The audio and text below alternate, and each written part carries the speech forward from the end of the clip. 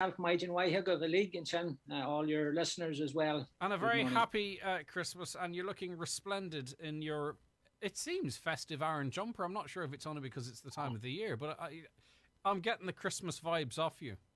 Good. Well, sure. Listen, when we have a father of five, one couldn't but have Christmas vibes with Santa coming. Yeah, it is the festive season, and we're looking forward to it now. And we'll all, please God, have a good and safe Christmas Yeah, despite all the challenges of the present time. indeed. Last year, when we were talking about the history of Christmas, we talked about winter solstice, the pagan festivals celebrated around this time of year, and the Roman Empire and ancient times. Let's talk this year about the Christian story of Christmas. And it's like everything we talk about, really. It's trying to separate fact from fiction, myth from reality, and all that kind of stuff. So, what's your reading of it?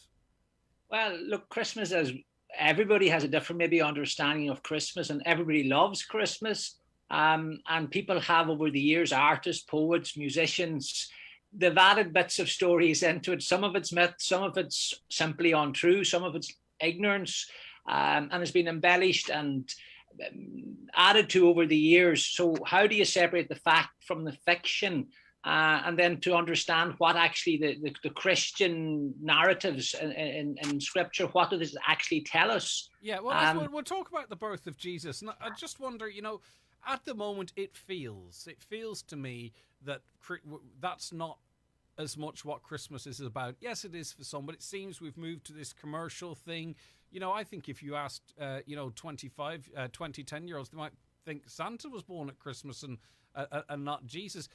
But before we get into the history of that, do you think that goes in cycles, or has it gone in cycles over Christmas? That there's a move away really from, the maybe the more religious traditional element of Christmas, or are we turning away on a journey that we can't go back on, if that makes sense? I think so. I think there's a journey. What you say, people are moving away. The world is becoming more secular. We're being feeling like as humans, we're God and we can make decisions, and science and reason is beyond everything. But there are still people that have their Christian faith, and if one thinks of the Christmas story itself, there was only a handful of people involved in the event, the divine event of Christmas. These were all poor people: Mary, Joseph, the shepherds. Very, very small handful of people, and maybe we're going back to that as well. But that's not to say that people, I still think, have the spirit of Christmas and understand the spirit of Christmas. They may not understand that the Christ is in the Christmas. It's more secular, and look at everybody to their own, so to speak. And maybe for people maybe trying to understand what it is that we do know about Christmas theologically and scripturally and historically in geography is maybe the direction we are going to go in Right, today. let's talk about that then. So in terms of the recording of the birth of Jesus in the Gospels, is it across the board? How many Gospels record this? And tell us a bit about that. That's a very interesting question, Greg. And people, again, maybe don't know these things, but there are four Gospels, as we know. Only two of them talk about the birth of Jesus, Matthew and Luke. And stuff that is written in Matthew's gospel is not to be found in Luke's about the birth, and stuff that's vice versa. So there's a lot of anomalies.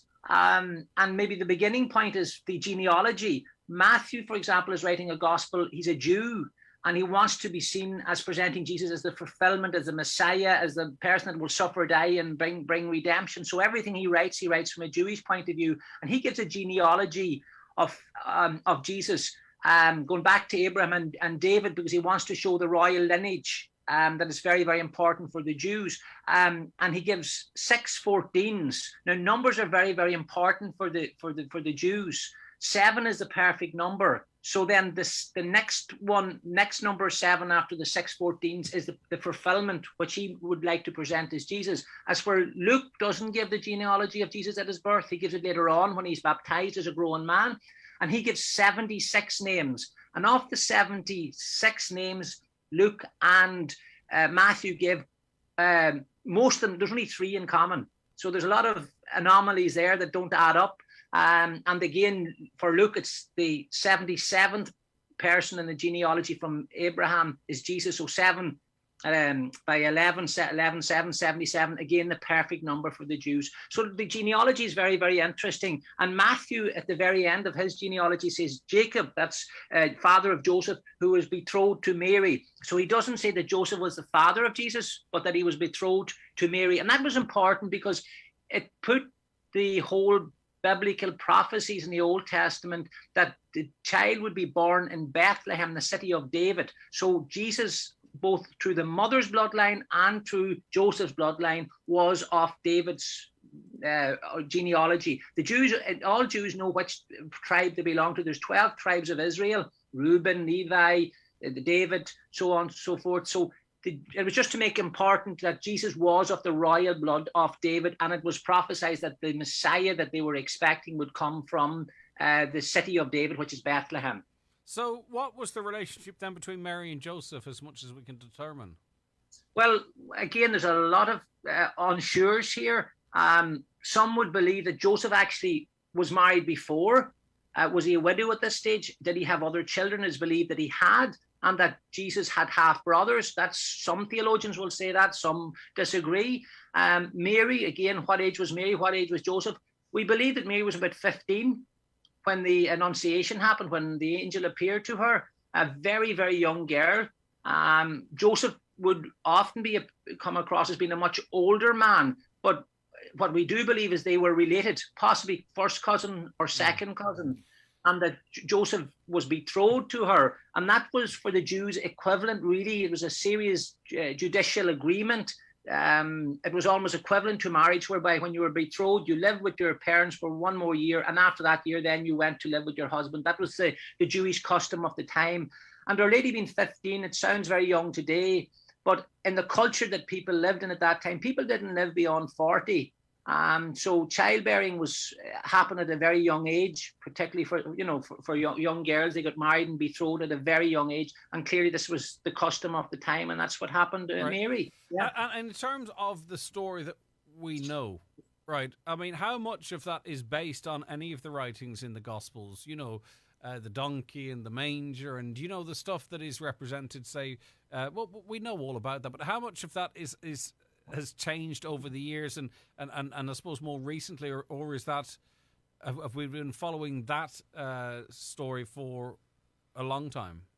Well, again, people often think of the crib as some kind of stable, but one needs to just step back a little bit. When they would have gone to Bethlehem, the city of Bethlehem in Judea, what happened was there was a census decreed, and the way the Jews worked as families, they didn't do it in their own villages. They went to their ancestors' home. And Joseph, being of the royal blood of David, David's city was Bethlehem, so he had to move to Bethlehem, to travel to Bethlehem, which he did, a journey of somewhere between 70 and 100 miles.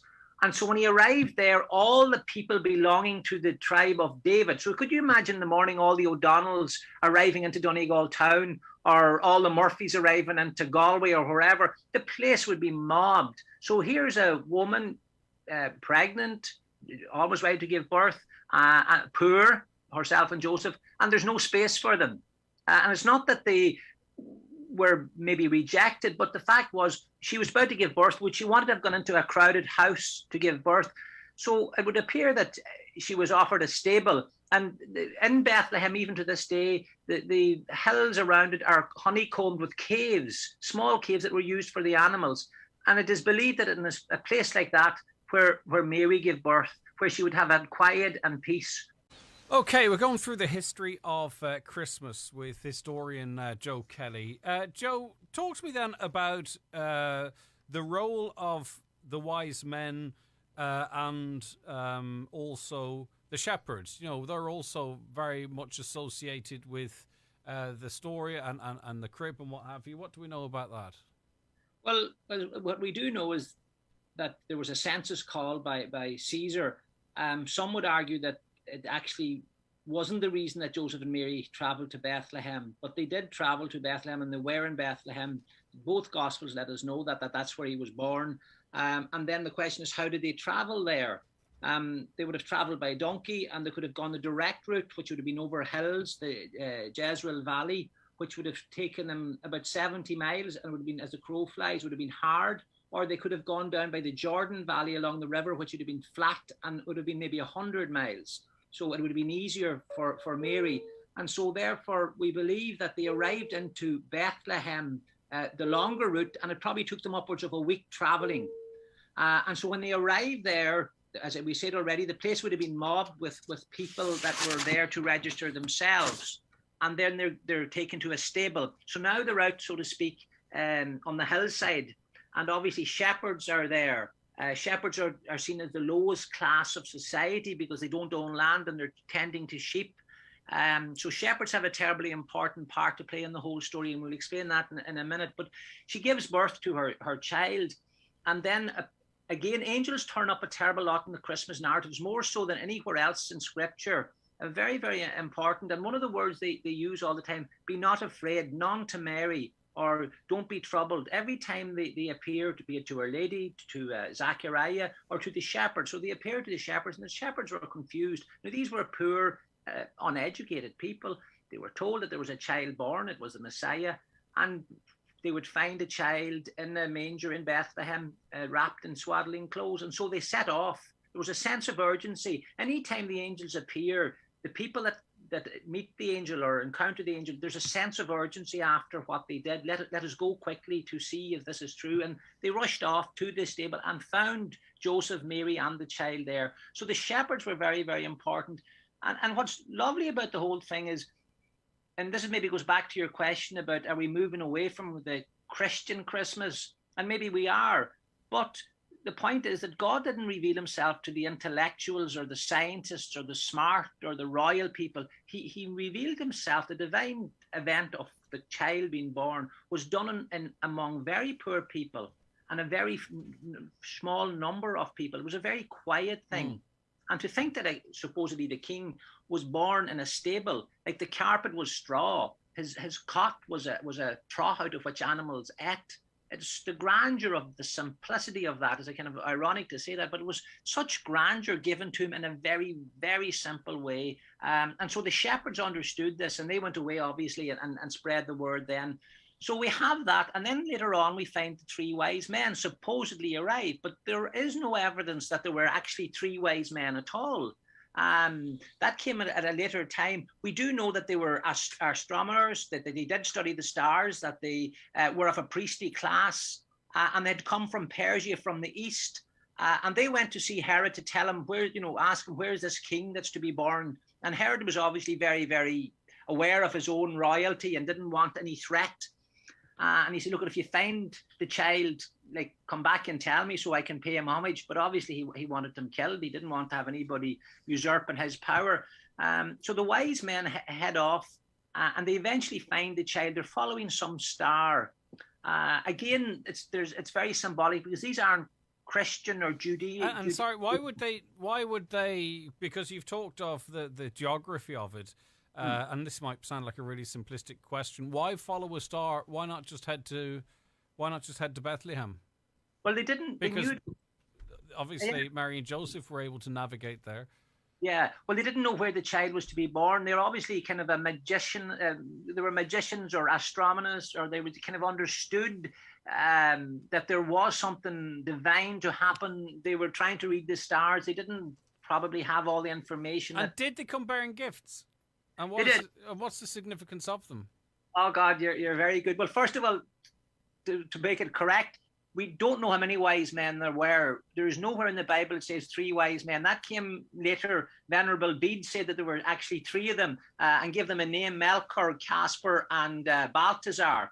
And you asked a very good question. What did they bring? Well, the first man, Melchior, he was a long-bearded older man, and he brought a gift of gold. And that's the idea of royalty, that Jesus was of royalty. And then Caspar, he was a bearded man, but a very young man, and he brought incense. And again, that's the idea of his nobility, of divinity. That's the symbol of incense. And then finally, Balthazar, who's believed to be a coloured man, an unbearded coloured man, he brought the gift of frankincense, symbolic of death, symbolic of suffering and that what would happen, Jesus. So that was the three gifts, but we don't know if it was three men. We don't know if it was three gifts. Obviously they did. But could you imagine three men of that caliber with their camels and their caravans? They've been traveling for months, and they obviously had people with them. They just didn't arrive on their own.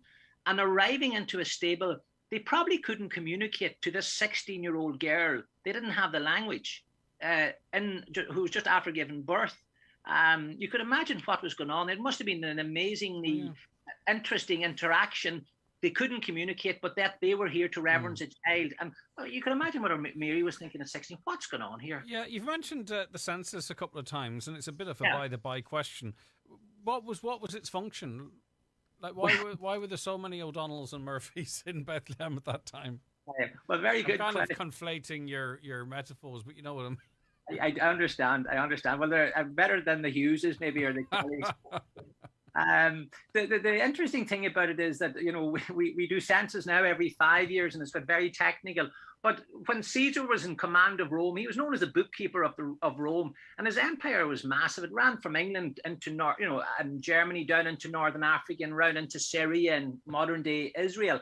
And he created a census fairly regularly for Rome, where he ruled in the Tiber River, but he decided to have one done for his whole empire. He wanted to know how big his empire was, what population, obviously to get taxes later on down the road, to know what everybody owned.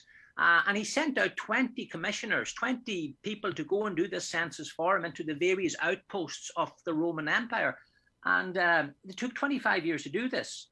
So supposedly this was done when Quirinius was governor of Syria. Now there's debate whether that really happened or not, because King Herod was the king of Judea at that time. So why would somebody from Syria further up, another country, be carrying out a census when he was the king there in that area? So there's some contradictions. And again, everybody thinks Jesus was born in the year 0. You know, we have BC, before Christ, and AD, Anno Domini.